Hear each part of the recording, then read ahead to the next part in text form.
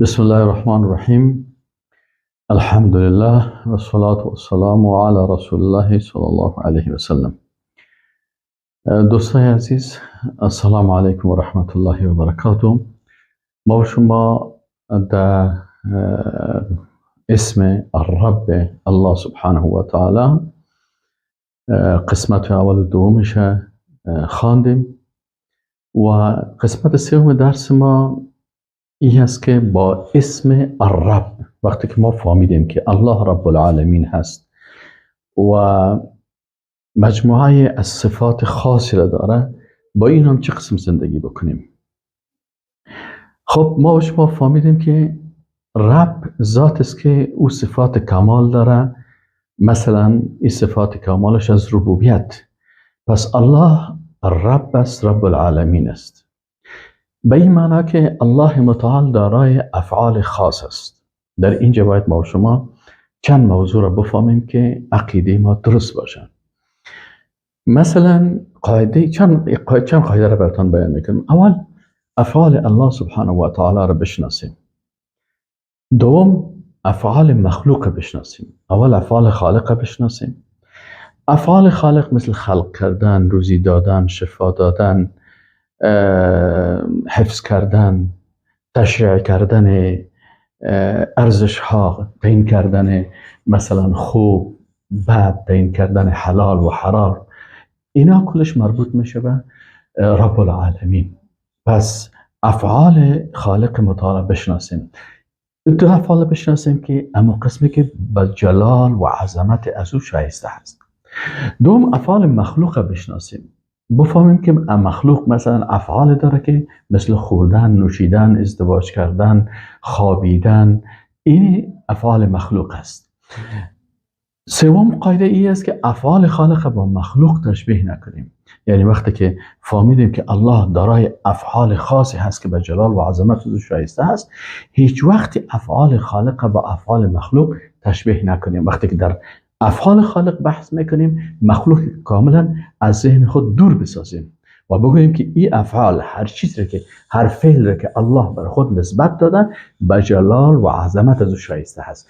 کیفیت داره ولی ما کیفیت از او نمیفهمیم و هیچ وقت رو با افعال مخلوق تشبیه نکنیم. اصلا مخلوق باید در این راستا از ذهن خود دور بکنیم. متوجه هستین؟ خب افعال خالق با افعال مخلوق تشبیه نکنیم. برعکس از همچنان افعال مخلوق با افعال خالق تشبیه نکنیم. یعنی تو فکر نکنیم که افعال مخلوق مثل افعال خالق. ابدا مخلوق افعالش مربوط به عاجزی از او میشه، مجبور به بیچارگی از او میشه، مجبور به مخلوق بودن از او میشه. اما افعال خالق افعالی است که به جلال و عظمت الله شایسته هست. بناهن بین افعال خالق و افعال مخلوق باید تشبیه نکنیم. قاعده دیگه ای است که وقتی که افعال خالق از مخلوق تقاضا نکنیم. یعنی چیزی که ما و شما فهمیدیم که افعال خالق است، روزی دهنده الله هست، پس روزی را باید از الله بخوایم. الله برای ما دست داده، چه قسم روزی داده هست؟ رزق خلق کرده، رزق برای ما گذاشته هست و اسباب رزق برای ما و شما داده هست. پس وقتی که الله متعال رزق تمام مخلوقات خلق کرده، اسباب رزق هم برای این مخلوق داده، مثلا برای ما و شما دست داده، چشم داده، عقل داده، کار بکنیم و اون رزقی که الله متعال برای ما خلق کرده از طریق حلال به دست بیاریم و به این یقیده باشیم که ما رزق کسی دیگه را خوردن نمیدانیم. هر کس رزقش بر الله هست. حتی الله سبحانه و تعالی و مخلوقات بسیار ضعیف و عاجزش هم رزق میده. پس اینجا ما و شما باید آنچه که از افعال الله هست، مثل شفا دادن، مثل حفظ کردن، من کی حفظ میکنه؟ الله. آسمان کی حفظ میکنه؟ الله. زمین کی حفظ میکنه؟ الله. اولادای مرا کی حفظ میکنه؟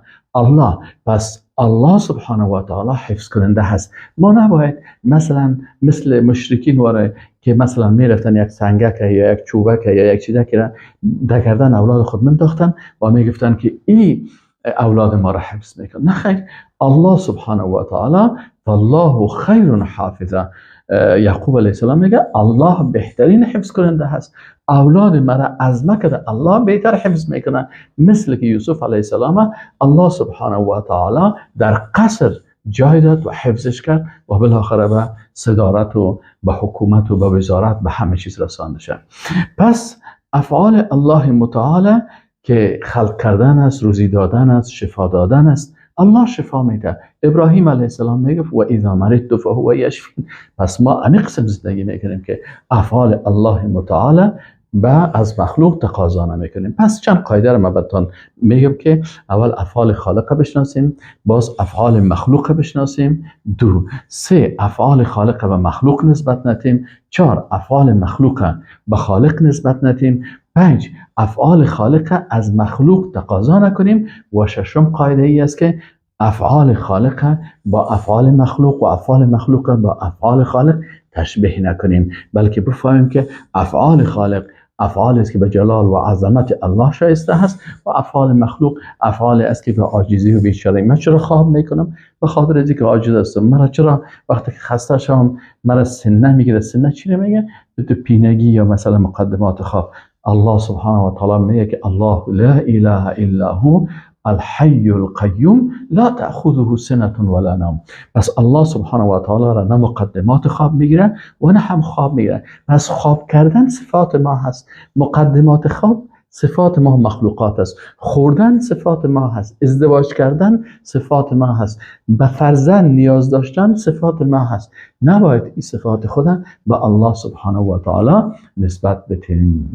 این هست که ما افعال الله را شناختیم و فهمیدیم که الله ربوبیت دارن، مالکیت است. وقتی فهمیدیم که الله مالک متصرف است در کائنات، در ما کی تصرف میکنه؟ کی مریض بر ما میده؟ کی شفا میده؟ کی تصرف کرده چشم را به این شکل خلق کرده؟ کی مثلا مغز در داخل از این سر و این جمجمه و کل از این؟ مالک متصرف ما الله هست. مالک متصرف در آسمان ها، در زمین، در آخرت، در دنیا، در آسمان ها، در عرش، در لوح، در قلم، در کلش مالک متصرفش الله سبحانه و تعالی است. وقتی که این را فهمیدیم، از این خاطر وقتی که این را فهمیدیم، بناء ذالکم الله ربکم له الملک، با این شکل زندگی میکنیم. هیچ مخلوق در هیچ جای تصرف کردن نمیتونه. تصرف در تمام مخلوقات کاری است از طرف الله سبحانه و تعالی هست. دیگه این است که ما میفهمیم که خلق کننده الله هست. چرا؟ او رب است که خلق میکنه. چه قسم خلق میکنه؟ مثلا برای یکی دختر میده، برای یکی پسر میده، برای یکی دختر و پسر میده، برای یکی هیچ نمیده. پس ای که برای یکی دختر میده و پسر میده، یهب لمن یشاء اناثا و یهب لمن یشاء الذکور. پس این عقیده ما باید باشه که الله سبحانه و تعالی است که برای ما فرزند اولاد میده. این حالا بعضی کسایی که مثلا برای خانم خود میگه تو چرا دختر آوردی و مشکلات داره، اینجا مشکل چی است که در صفت یا در فعل خلق کردن الله خانم خود شریک ساخت، در حالی که خانمش بیچاره نمیفهمید تا وقت ولادت که همین تفلکش چه قسم هست. بسیاری وقتا نمیفهمه که مثلا این تفلک دختر هست یا بچه هست. وقتی که نطفه می باشه او بیچاره چی را میفهمه. این حاله پس وقتی که ما فهمیدیم که خلق کننده الله هست، وقتی که الله برای ما دختر میده شکر الله را میگیم، اگر پسر میده شکر الله را میگیم، اگر اردوش میده شکر الله را میگیم، اگر هیچ نمیده به قضا و قدر الهی تسلیم میباشیم. به این شکل با صفات الله سبحانه و تعالی زندگی میکنیم. دیگه این است که گفت سیادت، و سیادت یعنی تشریع نمودن. میفهمیم که اینمی که چی حلال است، چی حرام است، چی جایز است، چی ناجایز است، برای یک مملکت نظام سیاسی چه قسم باشه، نظام اقتصادیش چه قسم باشه، نظام مالی چه قسم است، کل از اینا را الله سبحانه و تعالی تعیین کرده. ایناله ما مکلفیت داریم که مطابق احکام الله سبحانه و تعالی زندگی بکنیم. ایناله زندگی ما چی هست که ما این صلاحیت تعیین قوانین برای مخلوق نمیتیم، قانون مخلوق نمیپذیریم. چرا؟ اگر کسی قانون مخلوق پذیرفت و بر از او قناعت کرد که برای ما مخلوقا، پارلمان برای ما قانون بسازه، مثلا مجلس سنا برای ما قانون بسازه، مثلا برای ما مجلس شیوخ میگه ای برای ما قانون بسازه، یا فلان عالم برای ما قانون بسازه، یا فلان شیخ برای ما قانون بسازه. نه خیر، اینا برای ما قانون تعیین کردن نمیتونن. چرا؟ تعیین تمامی احکام و شریعت مخصوص الله سبحانه و تعالی هست. ذالکم حکم الله یحکم بینکم. وقتی که الله حکم میکنه در بین ما، بناهن وقتی فهمیدیم که او سید است و مالک است و مدبر است و مربی است، بناهن چی میکنیم؟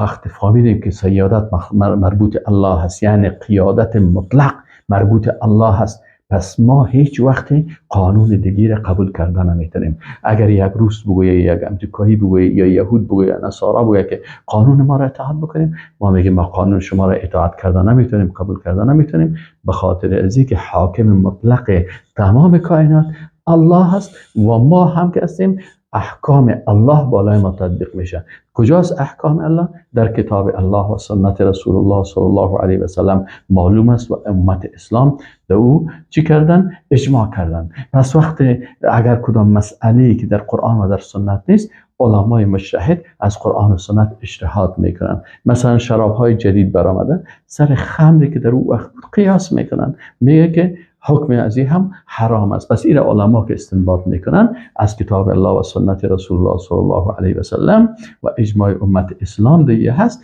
اینمی شریعت الله هست. ما تسلیم شریعت الله هستیم، نه به قانونی که ضد کتاب الله هست و ضد سنت رسول الله هست، او را ما پذیرفته نمیتونیم. چرا؟ اگر کسی قانون غیر الله را میپذیره، مثل اینمی هست که عبادت غیر الله را میپذیره، چون خود اینمی تشریک است، یک بخش از عبادت است. اگر یک کسی مثلا قبول بکنه که من برای بت سجده میکنم، آیا مشرک نشد؟ مشرک شد. اگر اینمی قسم بگوید که اینمی مخلوق برای من قانون بسازه، این مخلوق در صفت چی؟ در ربوبیت الله این شریک ساخت. پس او شرک مثلا در عبادات بدنی شد، وقتی سجده کرد این شرک میشه در عبادات تشریعی. از این خاطر ما باید بفهمیم که رب العالمین ذاتی هست که او برای ما احکام تعیین میکنه و ما کسی را برای ساختن احکام چی نمیکنیم؟ صلاحیت نمیتیم. و این را ما فهمیدیم که احبار و رهبان خدا وقتی که نصرانی ها برای علمای خود، یهودی ها برای علمای خود و نصرانی ها برای امو پیرهای خود، راهبای خود این صلاحیت دادن که حلال حرام بسازن، حرام حلال بسازن و از اونا اطاعت بکنن. الله برای ما گفت که اونا را رب خود گرفتن، اتخذوا احبارهم و رهبانهم اربابا من دون الله.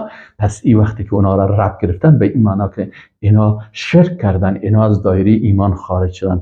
ما کوشش میکنیم که به علمای خود احترام داشته باشیم، لکن عالم ما مکلفیت داره که مطابق حکم الله و سنت رسول الله صلی الله علیه و سلم برای ما احکام بیان بکنه. و اگر مثلا کدام کسی هست که او با تقوا خود میگیره و دیندار میگیره، مکلف است که تقواش و دینداریش و عبادتش مطابق کتاب الله و سنت رسول الله صلی الله علیه و سلم باشه. و اگر مخالف قرآن و سنت باشه، ما مکلف به اطاعت از اون هستیم. این نمیخواستم حتی برای رهبرا و بزرگایی که مثلا اونا مثلا اول امر مسلمان های باشه، وقتی اطاعت از اونا بالای ما فرض است و واجب است که اونا اطاعت از الله و رسول بکنن، شریعت الله را اساس و سقف از این مملکت قرار بدن و مطابق از او حکم بکنن. ما مکلف هستیم به اونا اطاعت بکنیم. اگر قانونی که ضد شریعت الله هست در این تنفیذ میکنه و او رو تطبیق میکنه، اطاعتش باز واجب نیست، او خودش از دایره شریعت مبرایه. چرا؟ وقتی که شریعت الله را ترک کرد، این میشه که مثلا خودش به یک طاغوت مبدل میشه. این مسائل از دوستان عزیز که ما و شما چی فهمیدیم؟